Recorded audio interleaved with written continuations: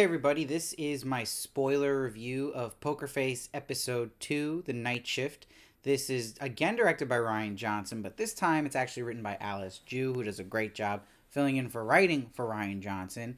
And it's exciting again because it's always a whodunit, each episode with a small connection to an overarching story the whole season. So I was excited to review this because we can jump into each mystery and how it goes about in each episode. And please don't spoil any episodes after this episode, please, because I have not seen them yet. So I actually really like what they were doing with the camera work at the beginning of this episode. There's this interesting time-lapse effect going on. It's a manipulated frame rate at top, and just the feel of this episode, I don't know if anyone else felt this way, but it felt a lot like Better Call Saul with the music, the darker tone under it with, like, very quiet to it, and being in New Mexico and the desert feel, and also the color palette of it. It very much felt like, even in pacing, in a Better Call Saul area here. I love that the mechanic shop here was owned by Jed's uncle, Abe, and it's the last honest mechanic in New Mexico, which Abe really is here because it's his nephew Jed who will be a liar here, and he'll be disappointed with Jed by the end of this episode when he finds out he actually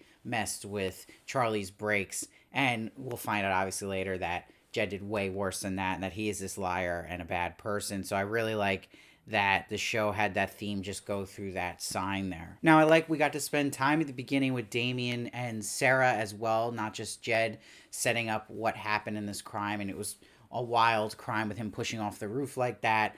And it's interesting how they kind of keep reiterating about Damien that he was a Marine, but he was someone who did mostly paperwork, and it isn't what you always hear about where you're on the front lines.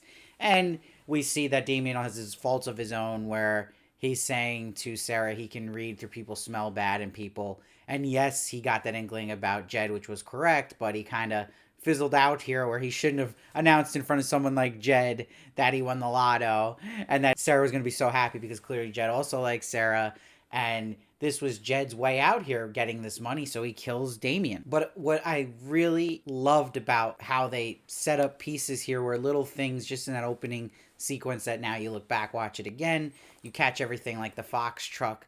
That will be what really solves this case and gets him in trouble for Charlie, and that he ran with the body past the Fox truck next to the diner. Really, really cool that came full circle, and you saw that Fox truck in the window with Charlie and Marge when they're talking, and that Charlie sees the fox at one point when Marge leaves and starts humming that song in her head that connects all the dots later on. That's really good writing, and I really like that it all came full circle with Fox on the run. I will say, though, what I have noticed about the show, this is probably a Peacock thing. There's so many damn just feelings of advertisement, the product placement, but also having in the first episode with Coors Light and Heineken kind of shoved down our throat, which is fine. This one was a little much for me with the Subway.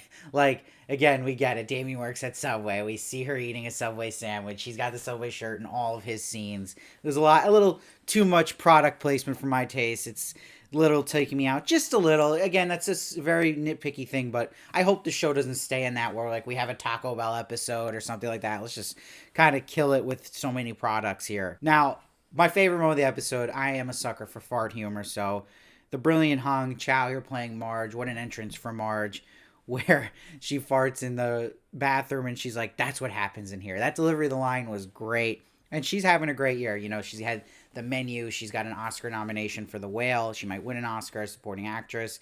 And, you know, she was great in Watchmen. So Chau is really an actor who has shown she can transform, and she transforms here with playing this character of Marge. I almost wish we got more of Marge, but I don't think that's the last we're going to see of Marge. I think she can come in another season, maybe even the end of this season, but I think she could come in another season would more likely. But what an interesting character, and that doesn't want attachment. She's this truck driver that becomes friends with Charlie, and I like they justified Charlie's existence in this story here by her car breaking down at this specific mechanic, and that she had time on the clock here with Cliff, because it was really well set up in the writing that Marge was going to be the one to just give Charlie advice about staying off the grid, and that her uncle found her in 4 hours from using an ATM, so it set the clock for this episode, which is really good writing, again, sending like a ticking time bomb, so it keeps things suspenseful and realistic that this guy Cliff is looking for Charlie from last episode. That's the overarching story, and to have her use that ATM, she puts 4 hours on the clock, so she has to solve this quickly, so it makes sense that she's doing it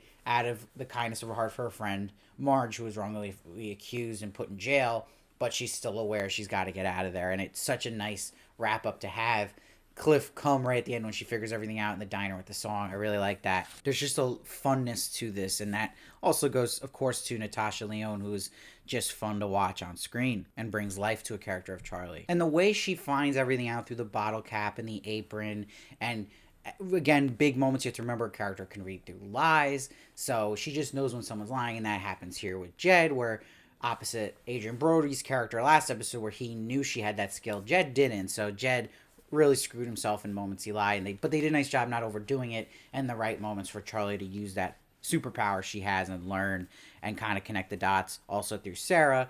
And that Sarah, it comes full circle that she had this connection to Damien. She cared about him too, in the Hawaii coin, and that Jed even tried to take her to Hawaii, which was just hysterical. Jed would even try that, and that Sarah would be the one to help Charlie in the end and also cover for Charlie to Cliff, and that she knew that Charlie didn't like beaches, so she said she went West Coast, which will actually help her and get Cliff off her tail. So just a lot of payoffs happening here, which I hope continues throughout the show. Very, very good. And I just love that's the mystery reveal through the dash cam, and that Fox truck driver that was set up from the top.